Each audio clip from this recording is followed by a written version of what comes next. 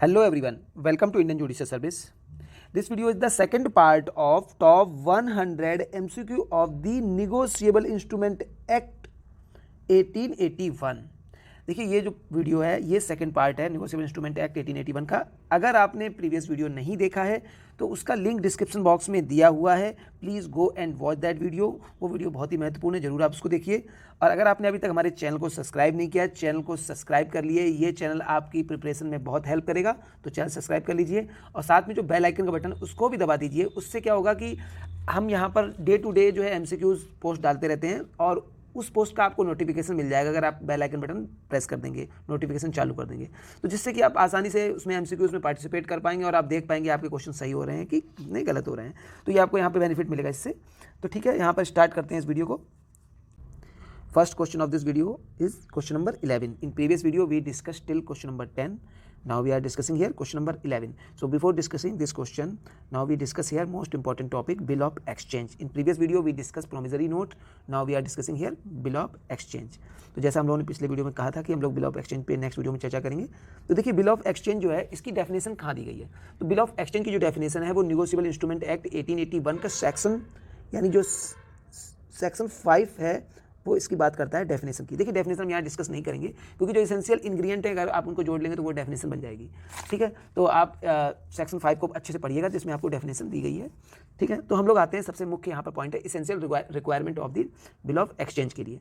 तो देखते हैं यहाँ पे फर्स्ट रिक्वायरमेंट है यहाँ पर क्या है, यानी it must be in writing. So bill of exchange जो होगा यानी बिल ऑफ एक्सचेंज जो है मस्ट बी इन राइटिंग। तो ये कैसा होना चाहिए, इन राइटिंग होना चाहिए, इन राइटिंग होगा पहली चीज। सेकंड देख लेते हैं, सेकंड चीज क्या होना चाहिए, it must contain an order to pay. This is very important point. देखिए ये बैरर नहीं होना चाहिए। बैरर में क्या होता है कि वहां पर कोई सिक्योरिटी नहीं रहती। अगर बैरर चेक किसी का खो जाता है, बैरर चेक, तो क्या हो जाता है कि कोई भी व्यक्ति जिसको भी पाया मिलता है वो उसको पेमेंट करा सकता है। मगर अगर इन ऑर्डर टू पे होगा तो वहां पर एक सर्टिफिकेट मांगा जाएगा, जो भी व्यक्ति उसको लेके जाएगा, तो ये चीज़ यहाँ पर हो जाती है। तो ये कैसा होना चाहिए बिल ऑफ एक्सचेंज, यहाँ पे मस्ट कंटेन ऑर्डर टू पे। सो एन ऑर्डर टू पे, ऑर्डर टू पे हो जाना चाहिए। थर्ड पॉइंट देख लेते हैं। थर्ड पॉइंट क्या होना चाहिए, order contain in bill should be unconditional. यानी जो भी ऑर्डर दिया गया वो कैसा होना चाहिए, अनकंडीशनल होना चाहिए। तो अगला पॉइंट हो जाएगा बी अनकंडीशनल। सो बी अनकंडीशनल। ठीक है, तो ये थर्ड पॉइंट हो गया। नाउ हम लोग आते हैं फोर्थ पॉइंट पे। फोर्थ पॉइंट क्या होना चाहिए, must be sign by the drawer. आगे हम लोग ड्रॉअर, ड्रॉई और पेई को भी डिस्कस करेंगे, पिछले वीडियो में भी किया था, यहाँ भी कर लेंगे।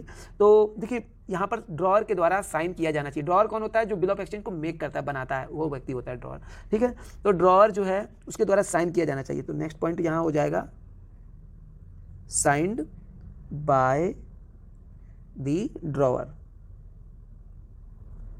अब आते हैं हम लोग फिफ्थ पॉइंट पे। फिफ्थ पॉइंट क्या है, द ड्रॉई मस्ट बी सर्टेन। यानी जिसको जो ड्रॉई है वो भी निश्चित होना चाहिए, सर्टेन होना चाहिए। तो ठीक है, यहाँ पे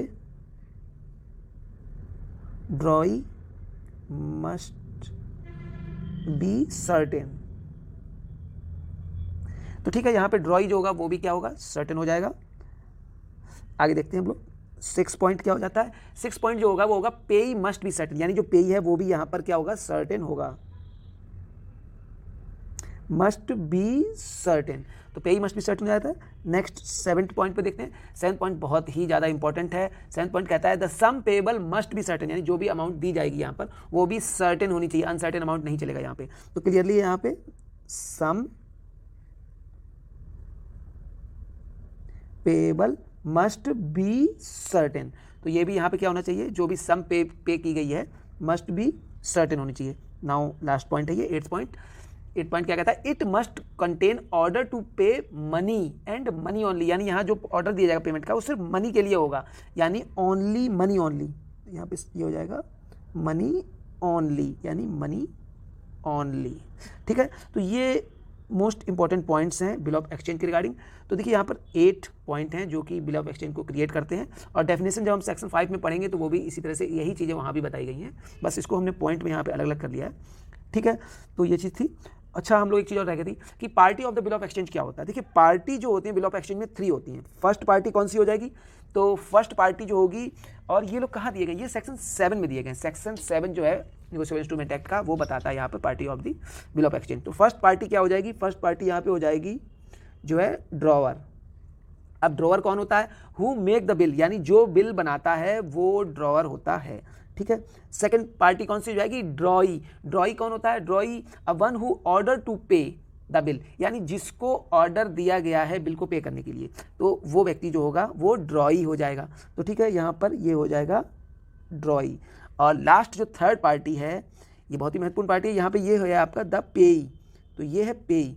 अब पेई कौन होता है, तो पेई यहाँ पर जो होता है a one whom the payment is to be made, जिससे पैसा दिया गया है, तो वो हो जाता है पेई। तो ये तीन जो पार्टीज हैं ये बिल ऑफ एक्सचेंज में बहुत ही आवश्यक और ये होनी ही चाहिए, तभी बिल ऑफ एक्सचेंज होगा। और बाकी इनकी कंडीशन आपने देख ली, यहाँ पे drawer must be, ड्रॉई must be certain होना चाहिए, पेई मस्ट बी सर्टेन होना चाहिए, और जो ड्रॉअर है उसके साइन इंस्ट्रूमेंट में जरूर होने चाहिए, ठीक है। तो अब आ जाते हैं हम लोग क्वेश्चन पे, question number 11, which of the following is not a bill of exchange. तो first option demand draft, yes demand draft is a bill of exchange. Post dated cheque is also bill of exchange, and there is this fourth option, none of the above. So answer of this question is shares, very important question, many time asked in previous judicial exams. So share is not a bill of exchange, so answer here option B. Now question number 12, which of the following is not a negotiable instrument? Option A check, option B pronote, option C hundis, and option D none of the above. So clearly hundi is not a negotiable instrument. Now question number 13, all check is bill of exchange, but all bill of exchange are not check. This statement is absolutely correct here, so it is true statement, so answer here option C. Now question number 14, which provision of act deal with the payment in due course? So payment in due course provided in section 10, so answer here option B, and section 9 related to the holder in due course, and section 36 dealt with the liability of prior party to holder in due course, and section 78 related to when the presentment unnecessary. So answer of this question is here section 10. Section 10 related to the payment in due course. Now question number 15, which of the following is true about a bank draft? Very important question. So about bank draft, option A, it is a promissory note, option B, it is not a negotiable instrument, option C, it is a bill of exchange, and option D, it is very much like check. So it is absolutely correct statement here, so answer of this question is here option D, bank draft is very much like check. Now question number 16, in which section of Negotiable Instrument Act 1881 the holder in due course is defined? So clearly holder in due course defined in section 9, so answer of this question is here option C. And section 7 related to drawer and drawee, and section 10 related to the payment in due course, and section 13 related to the negotiable, definition of negotiable instrument provided in section 13. So answer of this question is here option C, section 9. Now question number 17, under section 11 of the act, the promissory note, bill of exchange or check drawn or made in India and made payable in or drawn upon any person resident in India is, so in India is inland instrument. So answer of this question is here option A. Now question number 18, if an instrument may be construed either as a promissory note, very important question here, so either a promissory note or bill of exchange, so it is such type of instrument is known as ambiguous instrument, and ambiguous instrument. So answer of this question is here option B, and this thing is clearly provided in section 17 of Negotiable Instrument Act 1881. Now question number 19, and if in an instrument the amount undertaken or order to be paid is stated differently, this is very important question, and देखिए ये question जो है हम लोग के दैनिक जीवन में भी बहुत ही महत्वपूर्ण है कि कभी कभी क्या होता है कि हम लोग फिगर में अमाउंट कुछ और लिख देते हैं और जो है वर्ड में कुछ और लिख देते हैं। तो कौन सा अमाउंट प्रिवेल होगा, क्या वो चेक या इंस्ट्रूमेंट चलेगा कि नहीं चलेगा, तो उसी चीज़ से संबंधित है ये। तो in figure and in word, तो देखिए सबसे पहली बात तो ये क्वेश्चन कहाँ से रिलेटेड, ये क्वेश्चन जो है सेक्शन 18 निगोशिएबल इंस्ट्रूमेंट इस चीज़ की क्लियर बात करता है कि अगर कोई इंस्ट्रूमेंट है यहाँ पर और उसमें क्या हुआ है कि इंस्ट्रूमेंट में वर्ड में अलग लिख गया और फिगर में अमाउंट अलग लिखी है, तो वो जो है इंस्ट्रूमेंट वहाँ पर चलेगा। बस ये होगा कि जो अमाउंट वर्ड में लिखी गई है वो मानी जाएगी, ना कि फिगर वाली मानी जाएगी। ठीक है, तो ये चीज़ आती है। So answer of this question is here option C, the amount stated in word shall be the amount undertaken or ordered to be paid. So answer here option C, and this question related to this section 18 of the Negotiable Instrument Act 1881. Question number 20. Under section 16 of the Negotiable Instrument Act, endorsement in, this is very important word, in blank of an instrument means, so according to section 16 the instrument Negotiable Instrument Act, endorsement in blank means where the endorser sign his name only on the instrument. देखिए जहाँ पर अगर कोई इंडोर्सर है वो sign करता है, सिर्फ क्या साइन कर रहा है, वहाँ पे नेम लिख रहा है, सिर्फ नेम दिया जा रहा है और इंडोर्समेंट के लिए, तो उसको कहा जाता है इन ब्लैंक।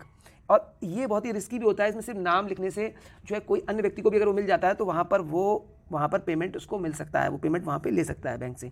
परंतु अगर वहाँ पे क्या किया जाएगा कि if he add the direction to pay the amount mention in the instrument to, अगर वो डाल देता है कोई डायरेक्शन की किस प्रकार से पेमेंट किया जाएगा, कि जब कोई व्यक्ति इस तरह का इंस्ट्रूमेंट लाता है तो कोई डॉक्यूमेंट मांगे जाते हैं, आईडी प्रूफ लिया जाता है, तो ये यहाँ पर अगर कोई डायरेक्शन मेंशन कर देता है तो यहाँ पे और टू ऑर्डर ऑफ, इसे और टू ऑर्डर ऑफ भी कहते हैं, ऑर्डर ऑफ भी कहते हैं, या स्पेसिफाई पर्सन दे दिया जाता है, the endorsement is said to be in full, तो इसको कहा जाता है जब डायरेक्शन दे दी जाए या स्पेसिफाई पर्सन को पेमेंट करने के लिए कहा जाए तो ये हो जाएगा इन फुल।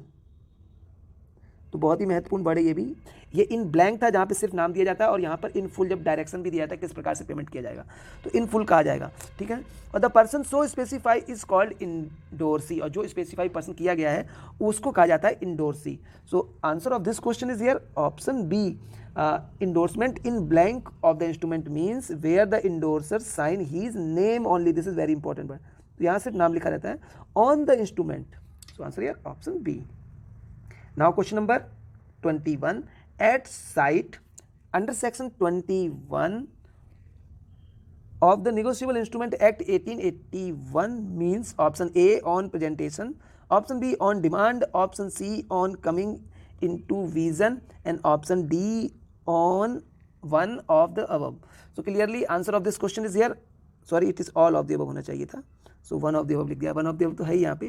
तो clearly answer of this question is here option B, at site under section 21 of negotiable instrument mean on demand, तो ये on demand माना जाता है। तो क्लियर है, on demand मतलब है यहाँ पे at site and on presentation means on demand according to section 21 of the Negotiable Instrument Act 1881. Question number 22, if minor draws, endorses, deliver or negotiate an instrument, such instrument bind, option A all party to the instrument including the minor, so it is wrong here. Option B only minor, so it is also wrong. Option C all parties to the instrument except minor, yes this statement is correct here. So answer of this question is here option C. Now because minor contract is void ab initio. So question number 23, in a promissory note the amount of money payable, so clearly amount of money payable must be certain, और इस चीज़ को हम लोग essential ingredient में देख चुके हैं। सो यहाँ पर आंसर हो जाएगा option A. Question number 24, legal representative in section 29 of the Negotiable Instrument Act 1881. So section 29 related to the liability of legal representative signing liable personally. तो यहाँ पर जो लीगल रिप्रेजेंटेटिव होता है वो पर्सनली लाइबल होता है, एक्सेप्ट अगर वो इंस्ट्रूमेंट में मेंशन कर देता है अपनी लिमिटेशन को कि हमारी लाइबिलिटी सिर्फ इतनी लिमिट तक होगी या इससे आगे नहीं होगी, तब वहाँ तक होता है, अदरवाइज वो वहाँ पर पर्सनली लाइबल हो जाता है। तो ठीक है, तो यहाँ पर आंसर हो जाएगा clearly option B, include executors and और एडमिनिस्ट्रेटर।